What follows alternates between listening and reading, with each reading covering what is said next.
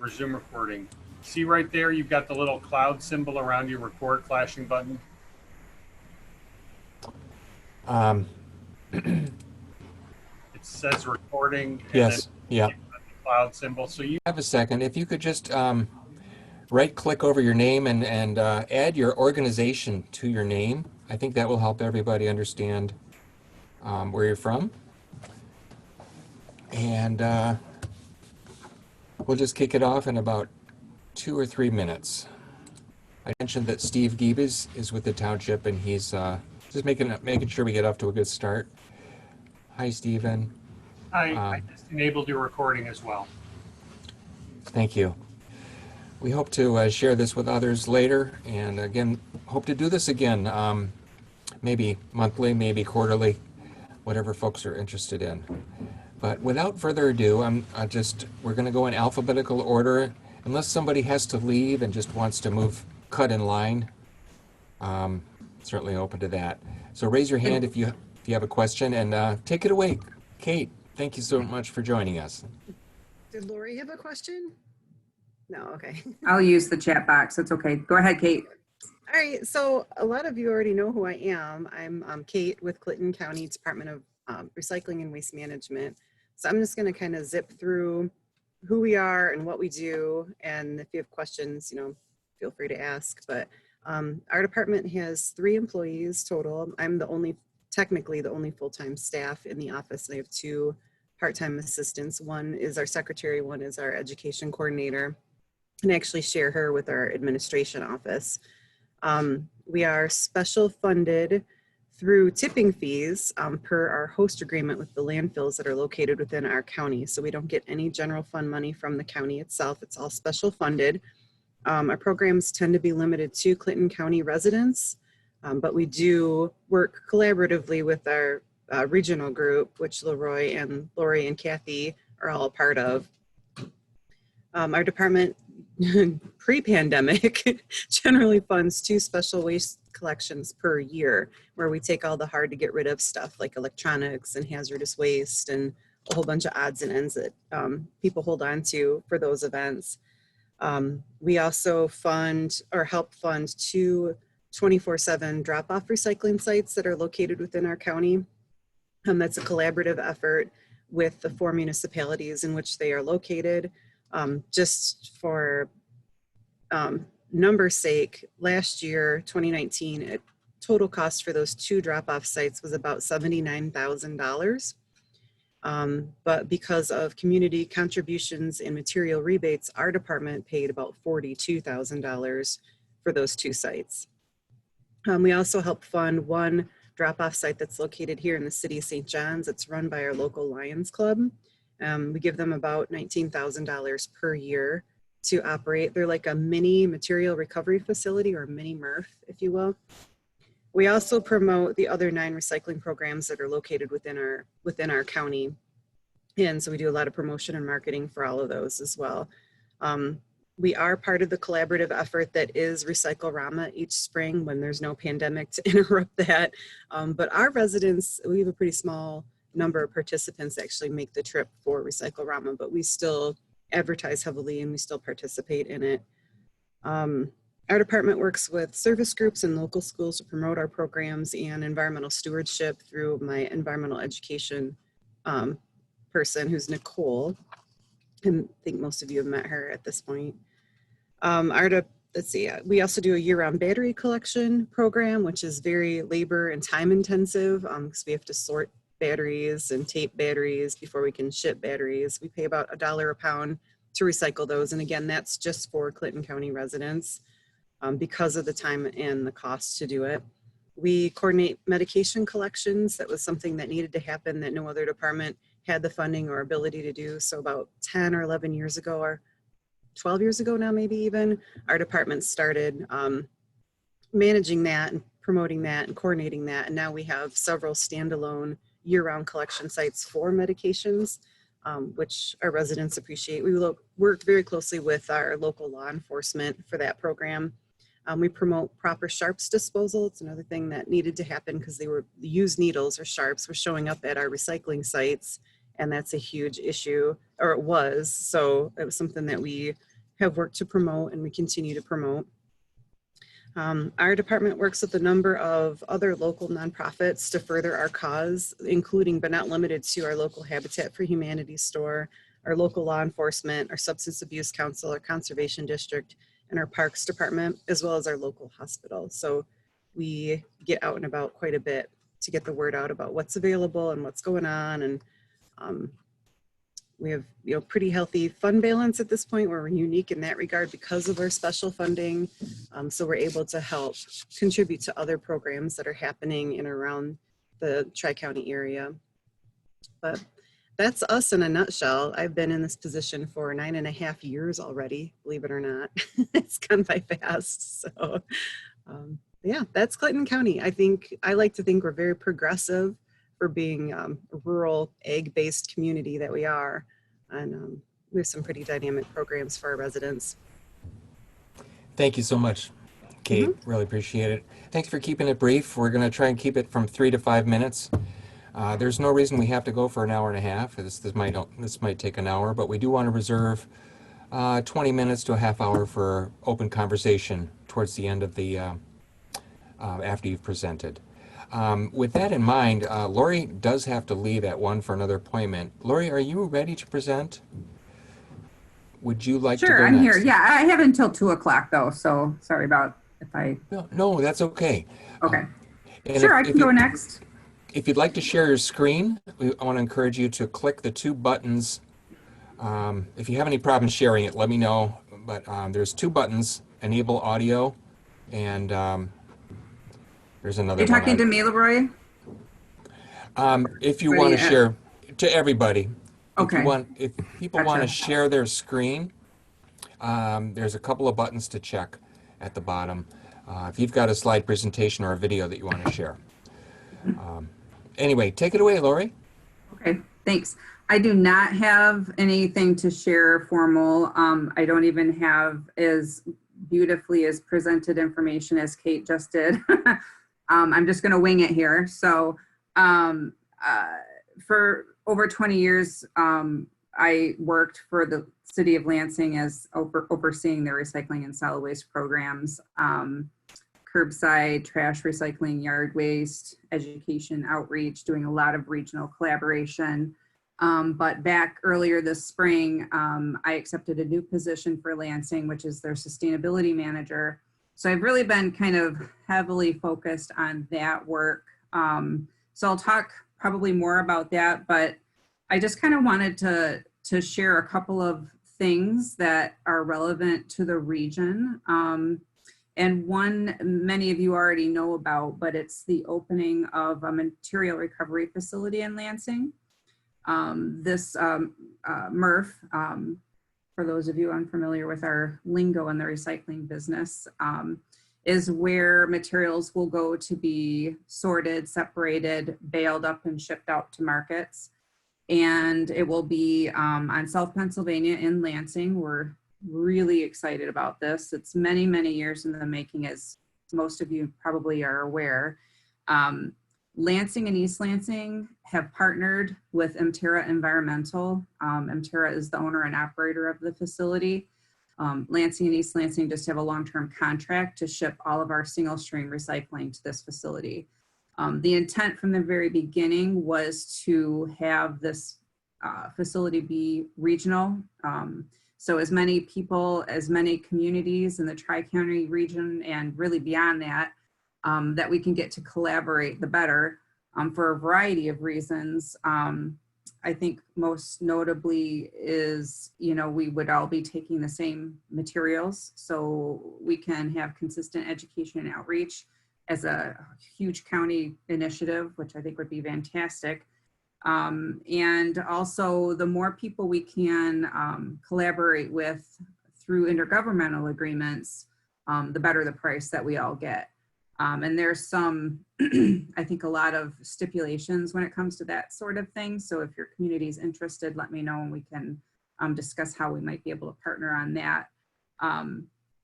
Kathy and I just did a walkthrough yesterday of the new facility, so we saw it for the very first time, and it was very exciting to see the equipment being moved in and being built up from the ground up. And they expect to be open for business in mid to late October. And like I said, it's years in the making, 5+ years, so that's pretty thrilling to see it so close to the finish line at this point. So there's that. That's kind of my first kind of environmental initiative relevant to the region that I wanted to discuss. But secondly is pertaining to sustainability work. I would really very much like to see a regional sustainability effort. And I think there's a lot of momentum for this. And in fact, Kathy and I are going to be talking with Ann Earhart from MSU later this week to start brainstorming about how we might collaborate on some things. I've already started talking to the Board of Water and Light about a joint climate resolution and a joint procurement policy, environmental purchasing, and so forth. But I have a lot of other things on my wish list, which is like ridiculously long. But one of the first things I'd like to do in addition to those are some kind of fleet optimization study, equity training, audits of waste audits, energy audits, you name it. So that's of things that are ripe for collaboration, I think. And as I said, we're going to start to brainstorm this, but if anyone in this group is interested in that, let me or Kathy know, because I think that given the momentum of that interest, I think that things are going to take off relatively quickly on that. So I will leave it there. Fantastic, Lori. Please take notes of if you hear speakers talk about something you want to chat about during the dialogue session. And you just mentioned a bunch of them, Lori. So with that in mind, Kathy, are you ready to go next? Kathy Dushambo? I am ready. Thanks, Lori. Thanks for doing this. Thanks to you and John both for bringing this group together. We really appreciate that. So I'm Kathy Dushambo. I'm with the City of East Lansing. I'm the Environmental Services Administrator. I cover 3 official divisions in our Department of Public Works. So I have sanitation, recycling, the fleet and garage, which means I do all of the fleet purchasing from fire trucks to police cars to all of our work trucks, everything across the board under our green fleet policy. And I have our parks maintenance and downtown maintenance division as well. So I have about 25 union field staff, and I have a couple of temp staff in the summer. On a normal summer, a non-COVID summer, we would have probably about 10 temp staff working. We have 2 this summer. And then I am very fortunate in that I get an intern for part of the year. And so Nicole Mosteller is our current intern. She's been with us just prior to COVID. So she started in like February and just got started, but she's done a great job. And she officially starts a new position with the city today. She was just hired as the assistant to the city manager. So we're extremely thrilled. She's fantastic. Anybody who's in the R2C2 group who has met her knows that. I see people nodding. So we're super excited for her. So our original plan was that Nicole was going to do this presentation because she's been doing a lot of this work this summer. We have worked together, but she's really been in charge of some of this, and I really wanted her to have the opportunity to own that and really show you what she's been doing. But she is going to be at her orientation, so I'm going to take the time to talk about those things. But I also wanted to mention a couple things. I'm also the staff liaison to our Commission on the Environment. We have a 9-member commission, and I'm super excited to see Cliff is here today because Cliff is one of our commissioners.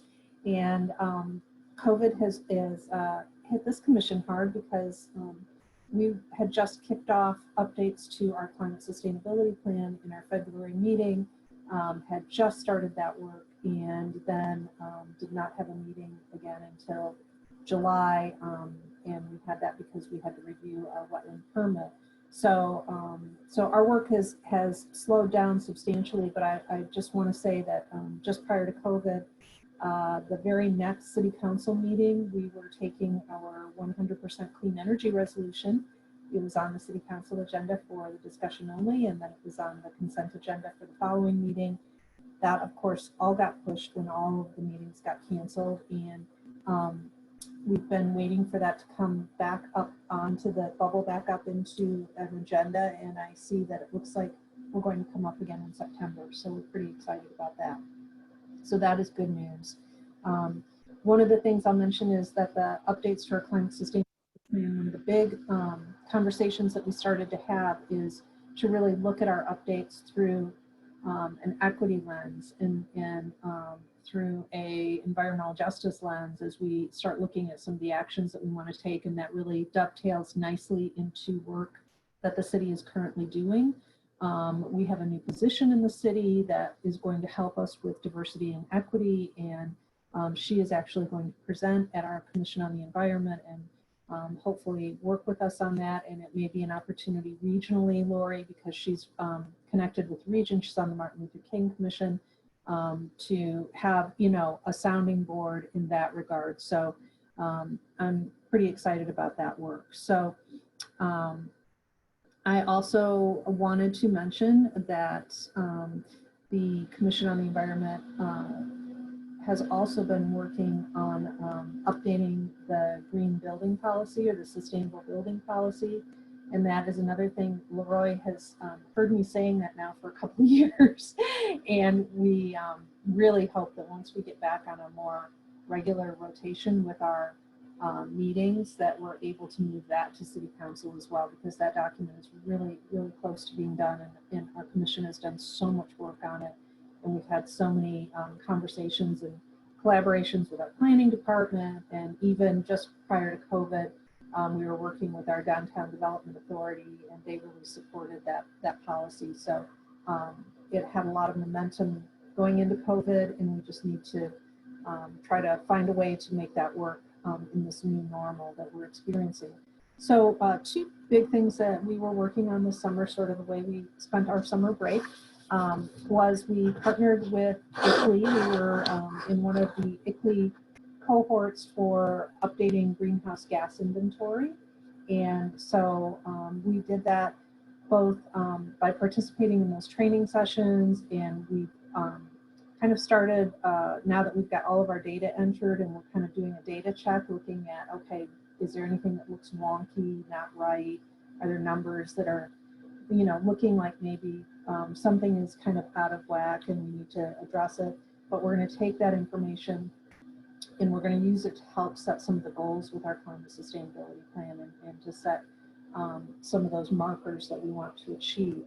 And so we use the ClearPath tool, if you're familiar with that tool, and we gather data on both a community-wide perspective for emissions, and we did city government emissions. And so, as you can imagine, both were challenging at times, because you're trying to draw data and ask folks, especially from numerous organizations, especially community-wide, to share information. And we actually kicked off this effort in March of all times. So we were reaching out to people who were suddenly working from home and, you know, not in the office, or they didn't have access to their tools that they needed to collect data and share that with us. But Nicole was very persistent, and ultimately got all the information that we needed. So we just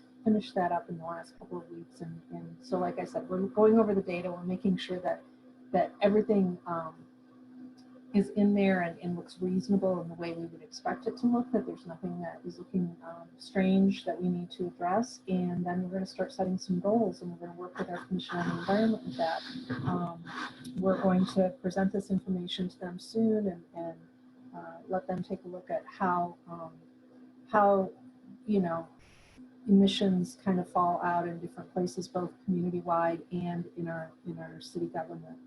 And so we're going to use that, and we're participating in yet another ICLEI cohort to look at how we can use that data to set our goals for emissions reductions and moving forward, integrating it into our climate sustainability plan. So another thing that we worked on this summer is, I believe this is the 4th year that we have had a pollinator-friendly city resolution that we put forth. And rather than, this was something the Commission on the Environment did a number of years ago and made the decision at the time that this would be a yearly resolution as opposed to just a resolution that we pass once and then, you know, maybe update every few years. They wanted it to be a yearly resolution so that they could actually talk about things that they've done, things that where we've increased pollinator habitat, policy changes that have been made, progress that's been made in that area. So each year the document gets updated with that information and with some additional goals. So it gets a little bit more stringent each year. And this year we updated we have a website that gives our residents in our community lots of information about pollinator friendly practices.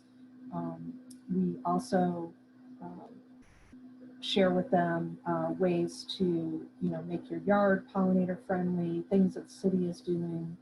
And right now we're working to start an official pesticide use policy. So we don't use a lot of pesticides in the city from a city standpoint. We use very little, but we want to devise a policy that really outlines exactly when and where we do use chemicals, and we want it to be something that residents can look at and then maybe also translate into something that they can use in their own, you know, property, so that they can consider not using certain chemicals and not using certain control methods, others that are more friendly. So if you, I think we shared with Leroy a document that has some links for some of this information. So if you want to share that with anybody in the group, Leroy, you're free to. And if anyone has questions, I'm happy to take questions too. Thank you so much, Kathy. Thank you. And nice job spontaneously filling in for Nicole. She was partly the inspiration for setting up a little shared Google Drive too. So if you have any additional information you'd like to share or PowerPoint, right now I've got a PowerPoint from Meridian in there and Nicole's document. I guess I'll go next. I'm going to try and share my screen. I think I'm next in terms of alphabetical order, but I think it's appropriate for me to follow East Lansing because we followed East Lansing on a lot of different paths, including our climate sustainability plan. East Lansing's version really was a template for us to build on. But Meridian, as a neighbor of all of you, has been involved with green initiatives for many years. We pride ourselves on our parks and our pathways and our land preserves. And I've been involved for the last 11 years or so on energy and environmental initiatives, but this has been going on a lot longer than I've been around.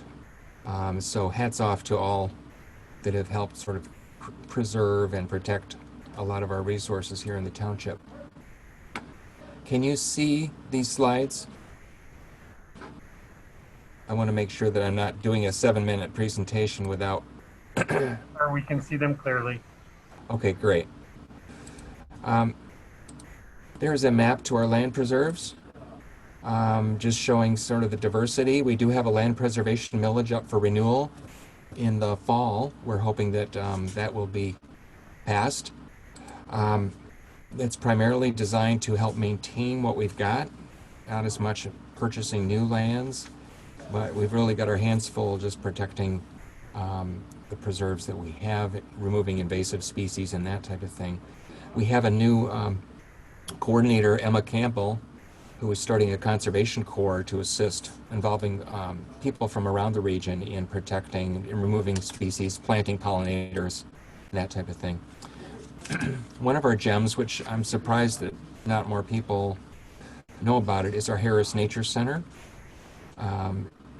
I've got a link here in the presentation you can check, but if you haven't been there, please visit it. It's right in the heart of one of our largest parks and their staff do a lot of children's workshops, and they network with other nature centers around the area.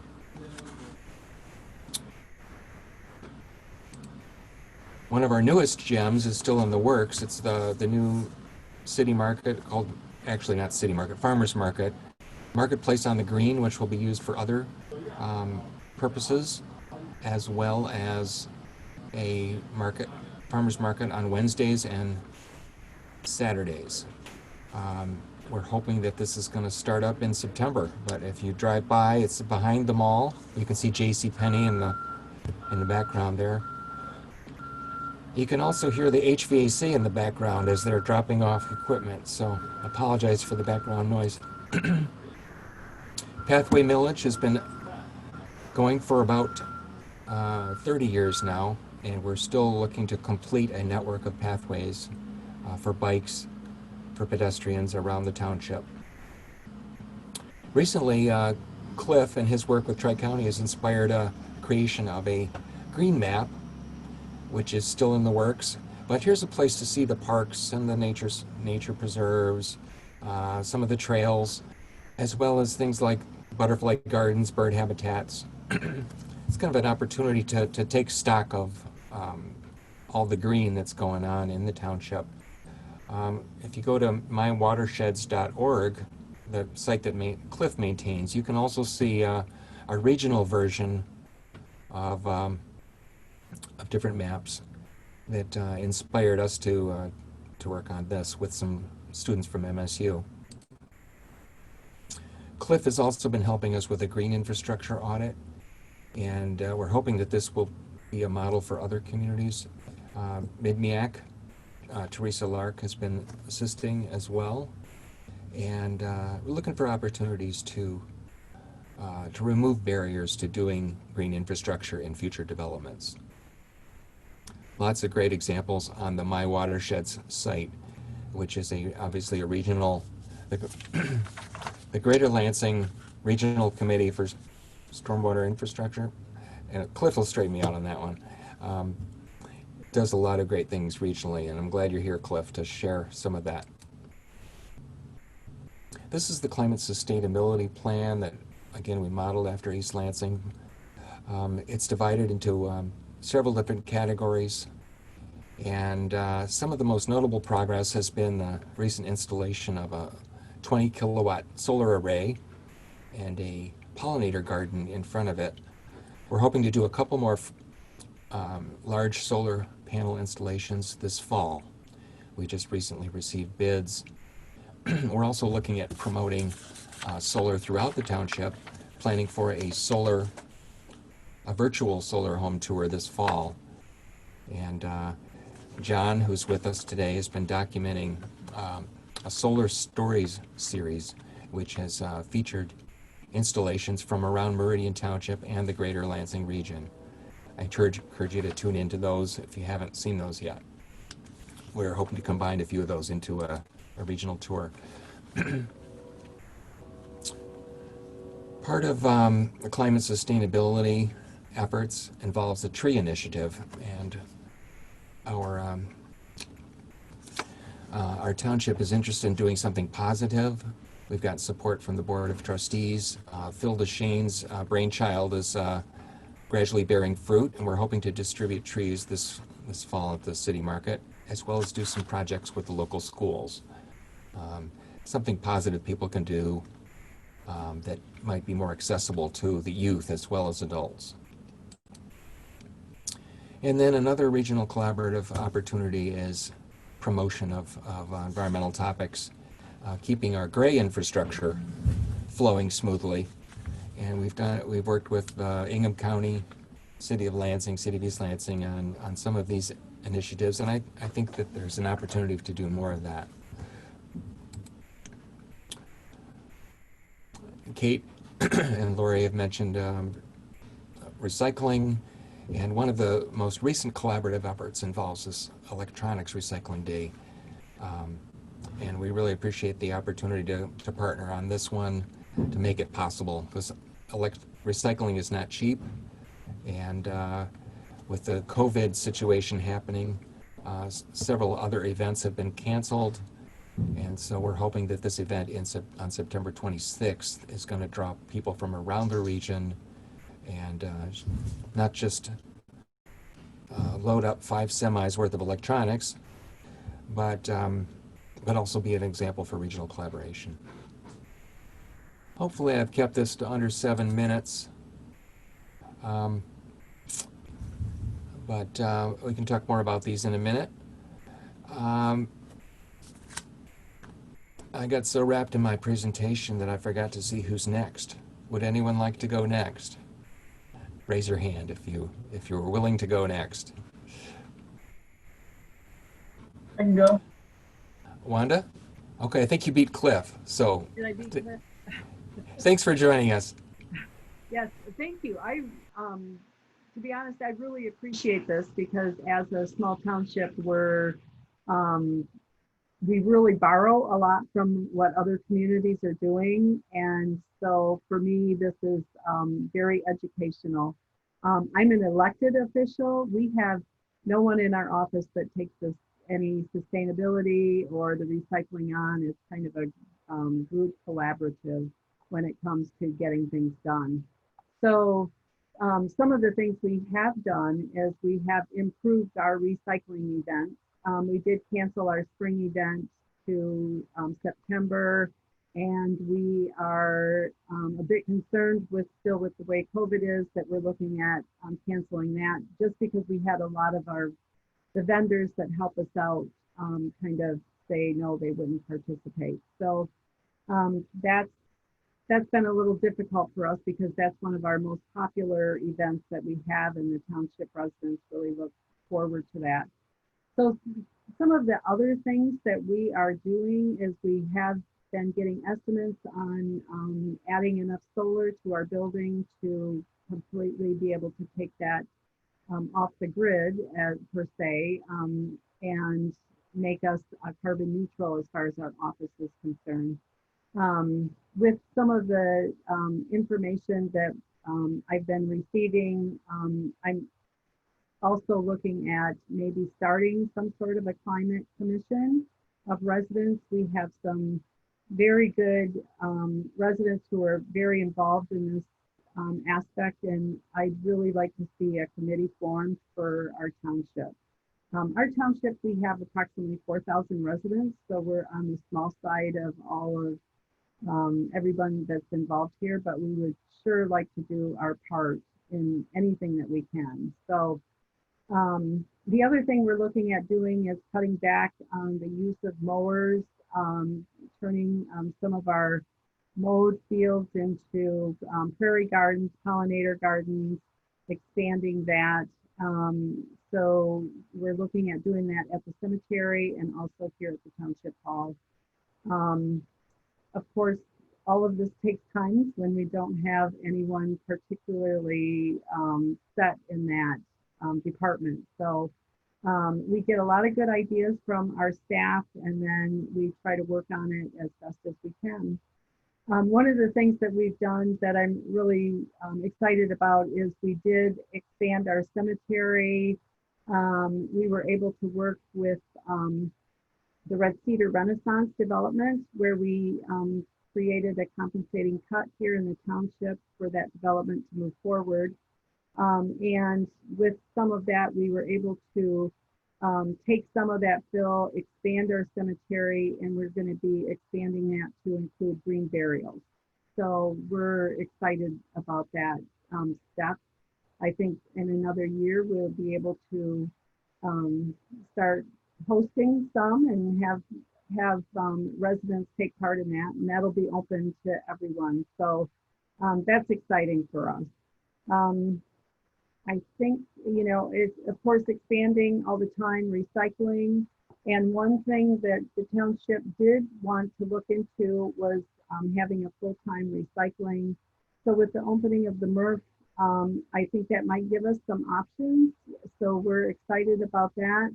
Lori may be finding out some more that we can do, and maybe bringing that back.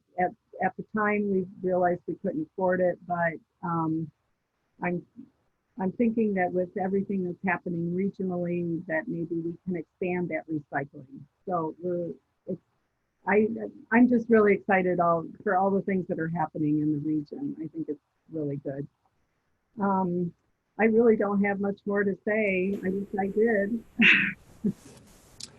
I'm amazed at how much you get done with very little staff. Thanks so much, Wanda. Mhm. Cliff is up next, if you were willing. And Sure, and I have a screen here, but hi everyone, I'm Cliff. I'm with the Detroit County Regional Planning Commission. I'm an environmental planner over there.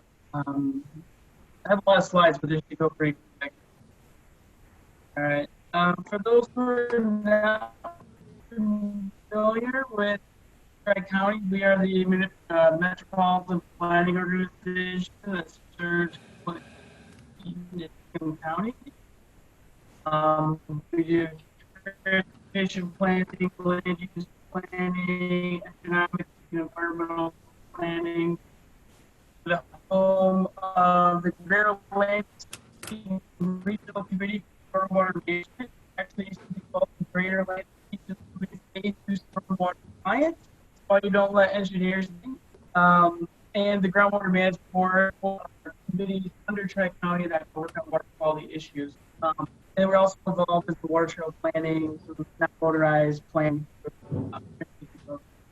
And speaking of that, this is fine because the long range transportation metropolitan plan is it's under development.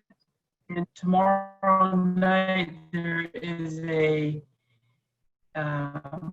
public meeting for reviewing the environmental justice and environmental mitigation.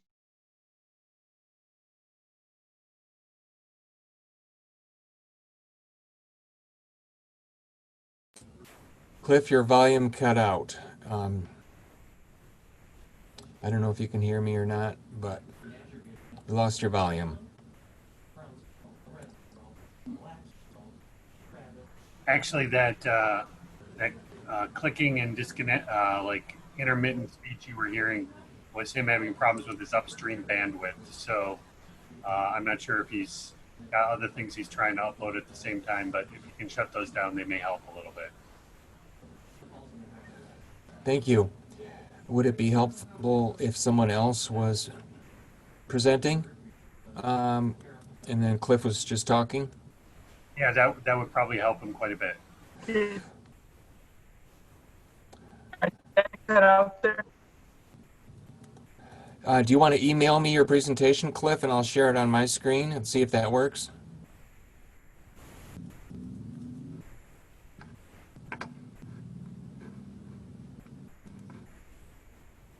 I regained you guys. My whole screen went dark. Can you hear me now? You're breaking up. Why don't you go ahead and email me your presentation, if you can, unless it's too big. We can take a quick break, come back to you, or you want us to suggest something else? I would say, Teresa, are you available to talk? Sure, I can chat Can you for hear a me? couple of minutes here if you guys can hear me now? Yes, I can hear you, and I can hear Cliff too, just real intermittently. So, Okay, well, I'll go through what MidMeac's been working on here real quickly while hopefully Cliff can reconnect. So we do a lot of the similar things to what you all have been talking about. We're involved in a green infrastructure initiative. We've participated along with Cliff in reviewing Lansing's form-based code to find ways to remove barriers to green infrastructure in the city. We've been working with Meridian Township. We've got a pilot project that we're working on with Tacoma Hills neighborhood in Meridian Township with the partnership of the Ingham County Drain Commissioner. The office wants to do a demonstration educational outreach project there. So we're in the early stages of that. It's kind of exciting. We would be looking at putting in rain gardens and pollinator habitat using native species to create those gardens, and probably doing some buffer strips along a retention pond, etc.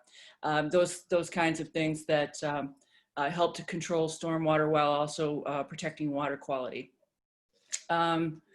Another project that we're working on is in partnership with several entities, mainly the Ingham County Treasurer and the Land Bank came to us with this idea of trying to put together a regional waste diversion program for construction and demolition waste.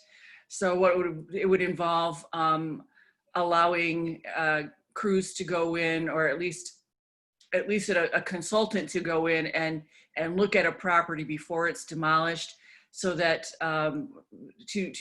with an eye toward taking the materials out that could be resold. So it's actually a whole marketing, recycling marketing initiative. We do have a grant proposal out on that with the state of Michigan. Haven't heard back yet if we're going to be funded, but it would involve workforce training. So there's a workforce economic development piece. We would be talking with developers and trying to encourage them to participate with deconstruction efforts. There's an ordinance piece, of course, that would hopefully encourage developers to do such a thing. We're not sure if we're going for mandates or if we're going to try to find ways to incentivize and disincentivize certain kinds of behavior through the code.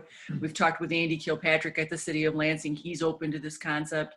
So, and we've talked with a few people on City Council, and they'd like to hear proposals. So we're working. We've got a team of people working on that. Michigan State University, CCED is involved. They've brought a lot of ordinance language to expertise to the group. There's a retail, we've already got a retail partner. I don't know if people know Joe Vitale, but he bought the women's center on, what is the name of that road? It's one of the main access roads. It's right as you come south on Capitol, that area in the Cooley Gardens area. He's got that house, and he'd like to turn it into a retail center for these reclaimed materials. So those are the projects that have kept us most busy.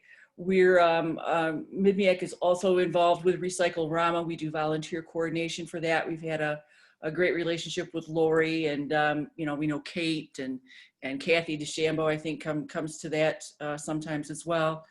Or is that the R2C2? Yeah, that's R2C2. Anyway, so we've been doing that. Dam removal. There's a dam removal work group that's looking at the North Lansing Dam. City of Lansing, Rhonda Oberlin would like to see that dam removed, so that it would take a number of properties out of the flood zone for the purposes of FEMA mapping. And some people, as flood insurance rates continue to rise, some people are going to be priced right out of those homes.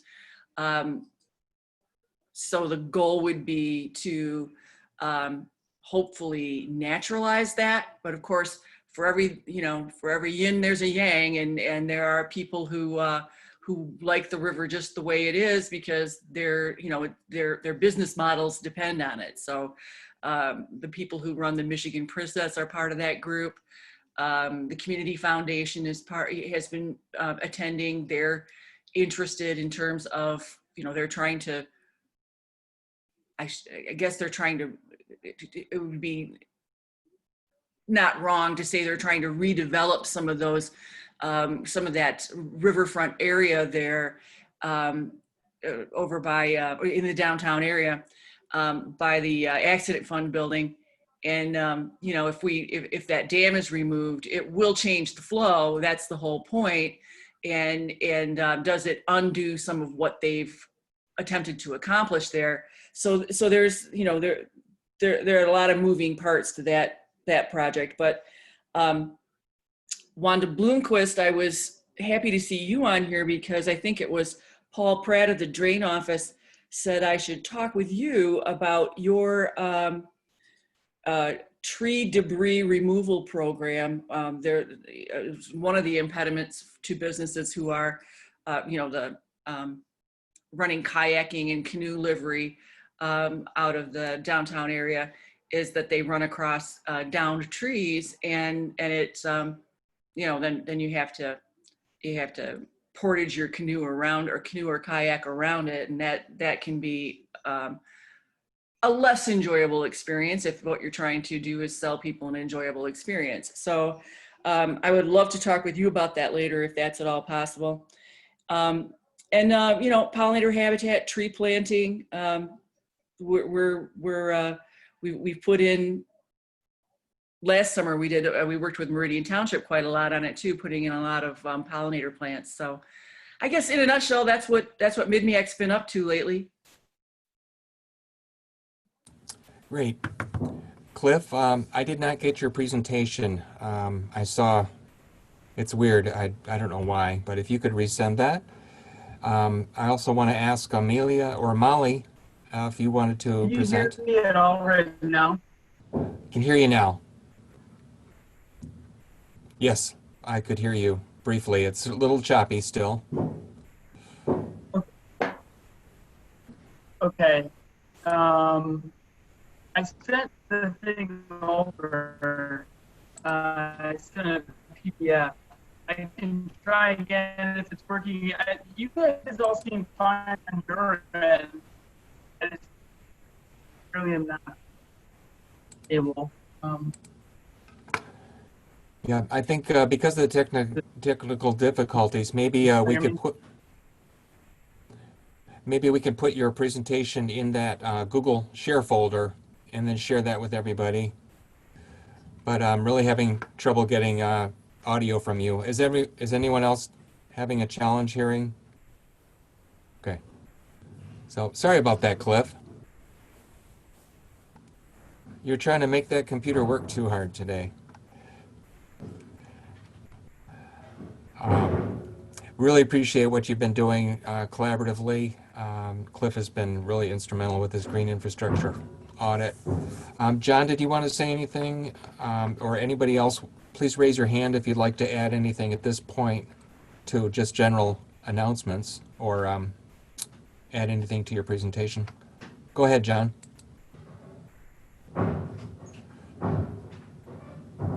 Oh, I just thought I would mention that you know, the Environmental Commission has been working on that issue of PHs in driveway sealants, and the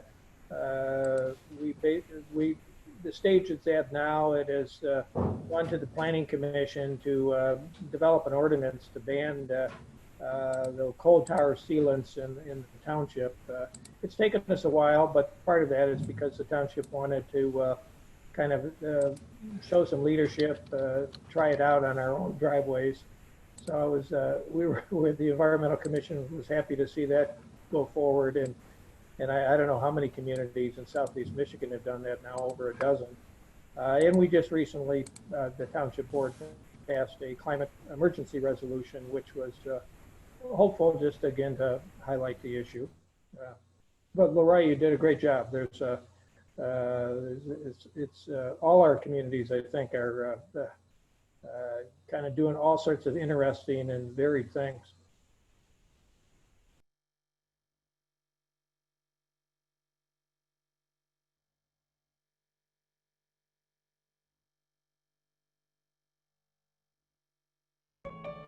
No matter where you are in the world, you're in a watershed. A watershed is an area of land that drains to a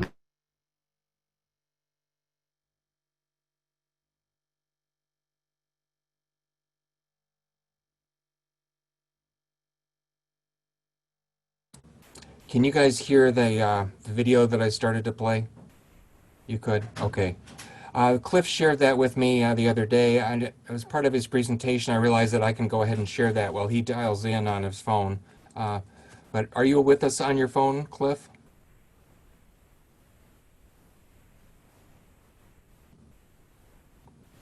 Okay. I'm going to go ahead and share that, and then I'll be right back.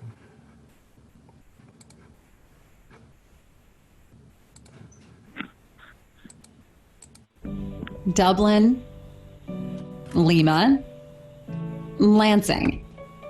No matter where you are in the world, you're in a watershed. A watershed is an area of land that drains to a common point.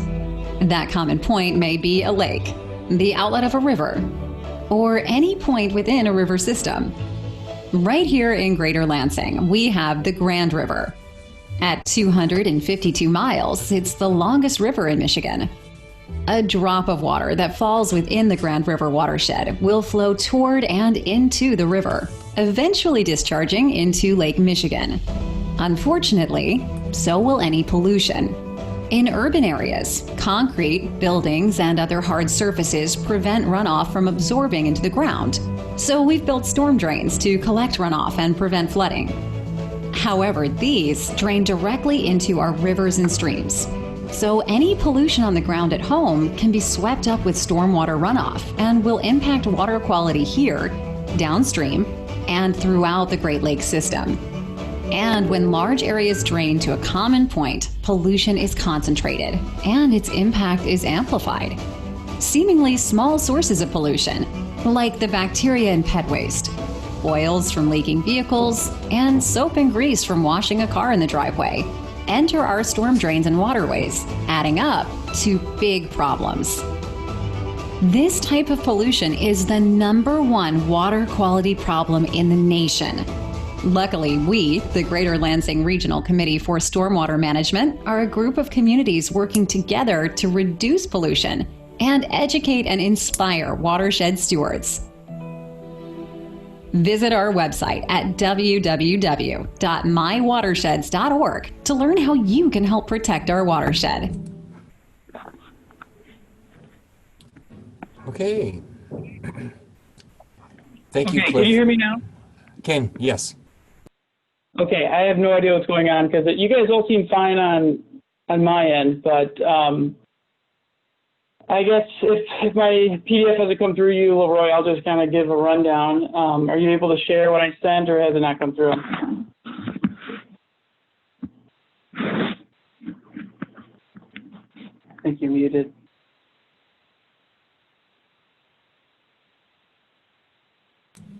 It is not coming through. I don't know why. I see the link in the message description, but I can't click the link within your message.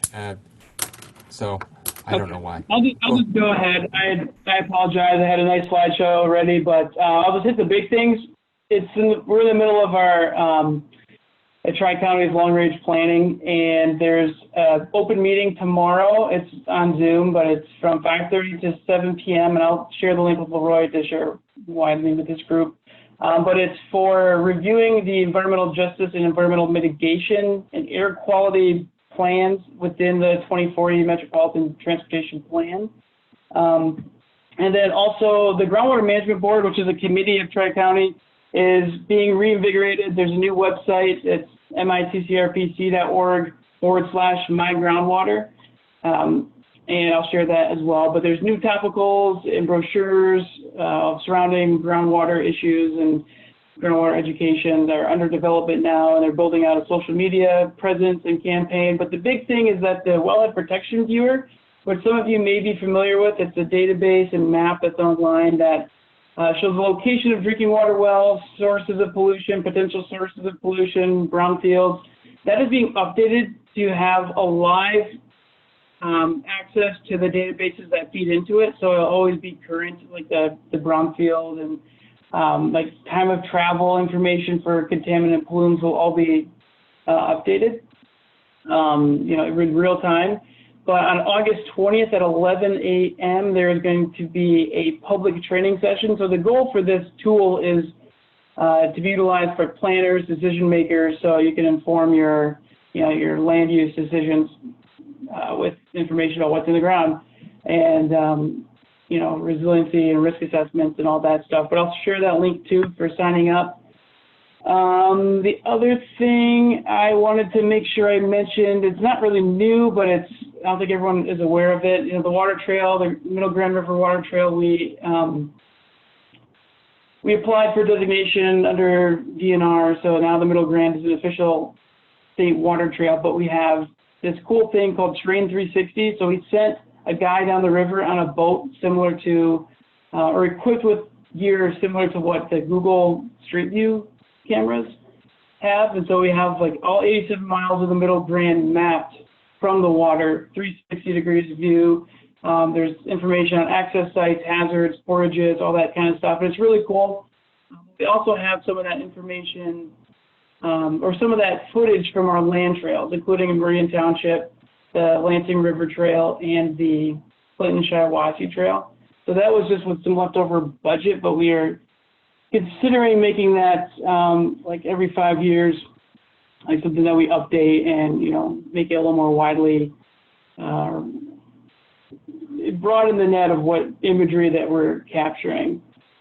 I had some slides about the green infrastructure audit, but I think Teresa and Leroy covered that pretty well. But the Greater Lansing Regional Committee for Stormwater Management, they're the group that I coordinate. We have a brand new website. It's been updated. It's been around for a long time, but has a new face. It's refreshed. mywatersheds.org, it looks pretty good. And if you go to mywatersheds.org/members, there's a bunch of shareables and posters, articles, template press releases, flyers and stuff. And anyone can use that stuff. The more that's shared, the better for our group. And if you check out the My Watersheds YouTube channel or just our website, you can find the link to it. We have about 20 videos, including the one that Leroy streamed. We have some 15-second videos, 30-second videos, minute-long videos, and we're using them strategically on YouTube as pre-roll advertisements to make sure that the public is viewing them. But they've been really successful so far. We've got a ton of views, but I think that's something that everyone in the region should be aware of, that they can share. And it's the more that the members of the JLRC are coordinating that public outreach messaging, the more consistent that messaging is to the residents, and the more impactful it is. So yeah, I apologize that my PowerPoint isn't available. Hopefully you could hear me through this, but yeah, that's what we're up to right now. But I'll share all those links because there's a lot of good info and a lot of training events coming up that I think all of you would be interested in. Fantastic. Thank you so much, Cliff.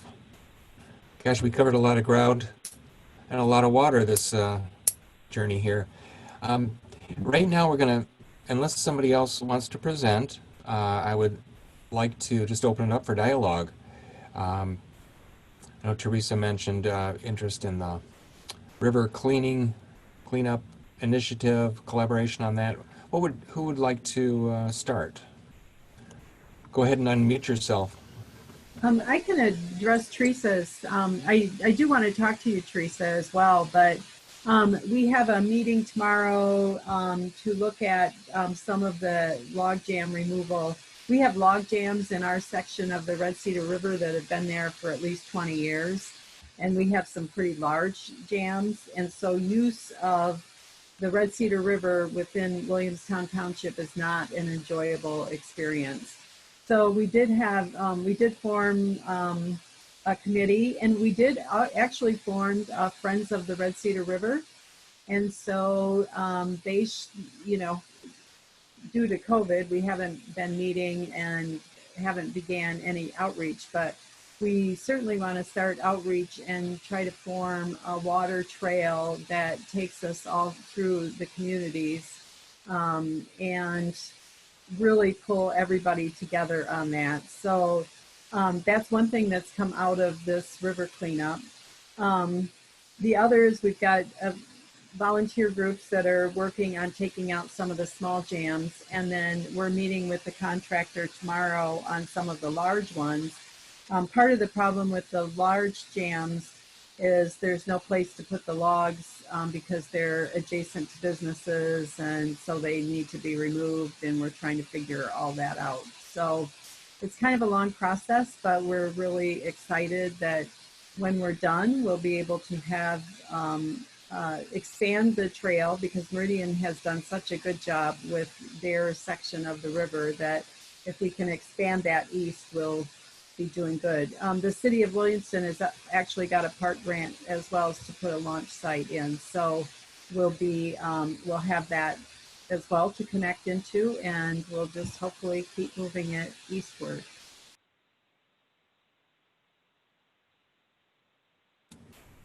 Great. Any response? I know Kathy and Lori mentioned regional collaboration on sustainability or climate, a regional sustainability initiative. That sounds exciting as well. What else? Who else has comments or discussion topics? This is Cliff. I was just going to say that I would love to see that too. And, you know, as our agency develops the programming and the work plan for the year, a lot of those decisions come from our board. And, you know, like right now we have, like I have a fairly narrow mandate. You know, most of my funding comes from the MS4 community, since it's stormwater focused. But I guess what I'm getting at is that, you know, I encourage the communities to, if there's a role for Tri-County to play, which I would, you know, obviously think there would be in a regional sustainability planning effort, you know, make your representatives to our board aware of that, so then that gets on their radar. So, you know, when work plans and funding and the allocation of our resources, when those decisions are made, you know, that can be top of mind. Because, you know, I personally think that's a great idea, but it all comes down to the funding and what the board decides.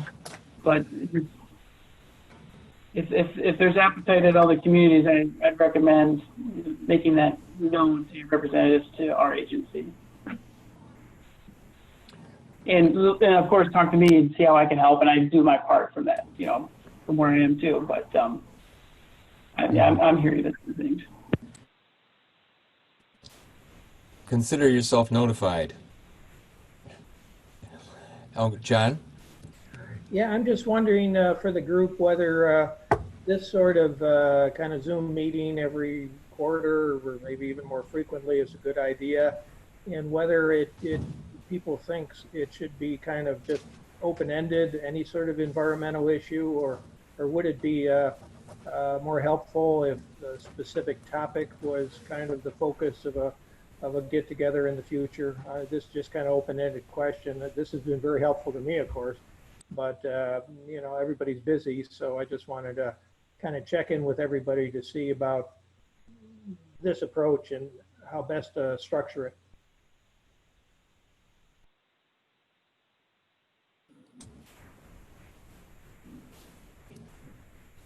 Go ahead, Kathy. I like the quarterly idea, John. I think that's probably as frequent as people could, you know, be involved, especially because we have some other regional meetings that happen with fair frequency. And I kind of like the idea of maybe, you know, every other quarter you could have it set on a topic, and then have other quarters where it's more wide open, and that way you get a little bit of both. Just my 2 cents. Anyone else? Thoughts on that? I like that too. Quarterly would be great. I think this is a good exercise. Yeah, I'm totally interested in participating. Would it make sense to have the focus on this regional sustainability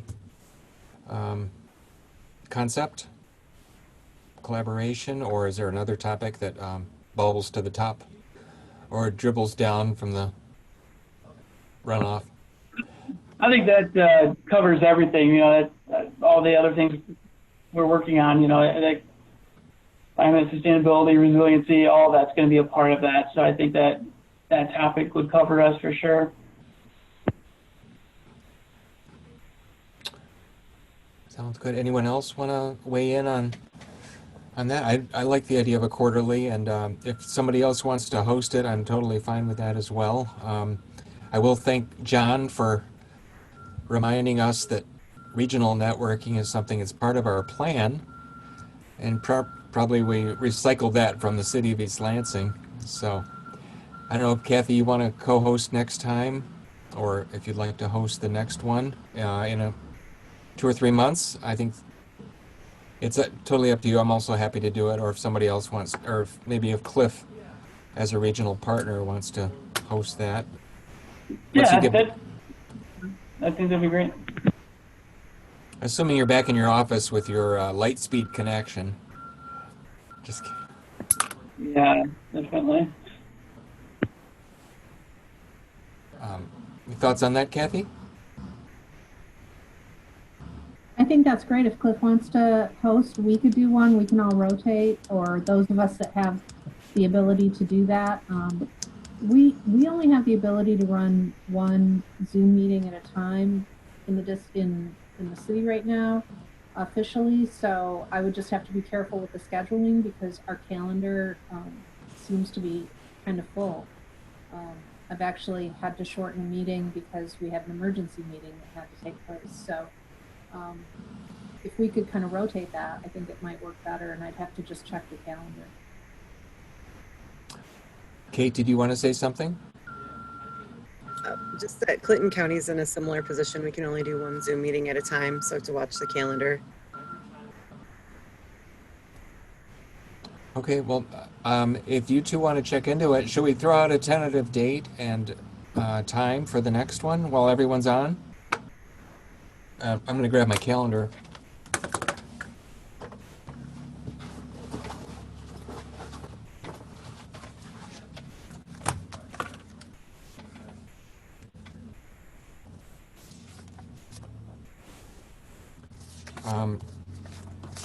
Let's see here.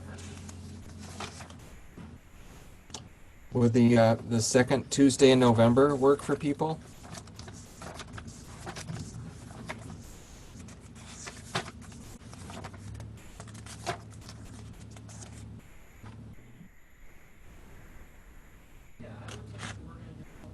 November 10th at 1 o'clock. I mean, it's just tentatively, assuming that Kathy or Cliff can make that happen. That works for me. Okay. Works for me. Great. Well, thank you, Stephen, for getting us online here. Thank you all for showing up today. Are any other parting comments from anyone? Oh. Oh, just thank you for putting this together. Oh. Thanks, Wanda. It's always nice to hear what's going on in the township there. Hopefully, we'll talk before November. Any other parting comments? I have a couple things. One, I'm also involved with MGRO, the Middle Grand River Organization of Watersheds, and we were supposed to have we're hosting the Wild and Scenic Film Festival. It's supposed to be at September 12th at Hannah Community Center in East Lansing, but obviously that's getting impacted by COVID. But we are voting tomorrow on a date for a virtual replacement, so I think a lot of people in this group would be excited about it. But it's Wild and Scenic Film Festival, like new environmentally focused videos, ranging from 2-minute shorts into features, like around 45 minutes. But it'll be about an hour and a half, 2 hours, and we're going to invite our partners to come and kind of treat it like an annual meeting, and allow 30-second to 90-second updates about what Mid-Meac's up to, or what the Conservation District is up to, and all that kind of stuff. Similar to our annual meetings in the past, just with this added draw of. And one other thing is that I've been working with the Lower Grand River Organization of Watersheds on bringing their Adopt a River or Adopt a Drink program to this area. So it's like this interface they have online, and you pick from this program your catch basin out in front of your business or your home, and you can adopt it, put your name on it, name it, and then that's your commitment to sweeping up and taking care of it, removing ice jams and stuff. But if we do loop in with them, it would be the longest or the largest drain adoption program in the country. So we're excited about it. And it's just, they're a couple weeks away from having the ability for us to input our data. It's just going to be Latin long and who owns it. And so the GLRC, we're going to have participating communities sign up for that. I know Lansing and Eaton County were really interested in it. Some other communities had some concerns about liability, asking someone to go on the road and clean something. But I think that would be really cool. And it's a good way to raise awareness on, watersheds and runoff, and people can get involved. Yeah, we're excited. Great. Keep us posted, and if folks have something that they would like to share, I will send out the link for the share folder. Tom, did you want to say anything? No, nothing really to add.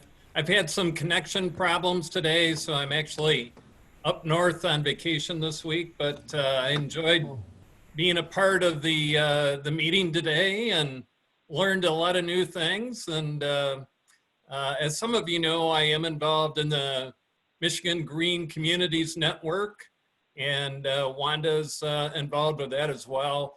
We intend to hold a meeting later this week, so hopefully in the near future there will be some updates from that perspective. But again, thanks for the opportunity to participate today. Thank you so much for tuning in, Tom. And if you haven't seen the Michigan Green Communities Network, it's a great, worth checking out. It's risen the bar. There's a little competition between all the communities to go green, so that's kind of neat. Tom has been involved with green initiatives with the is it the Michigan Towns Association and the Michigan Municipal League, who are co-partners in that Green Communities Network. Anything else people want to say? Otherwise, have a great afternoon, and I look forward to seeing you all soon.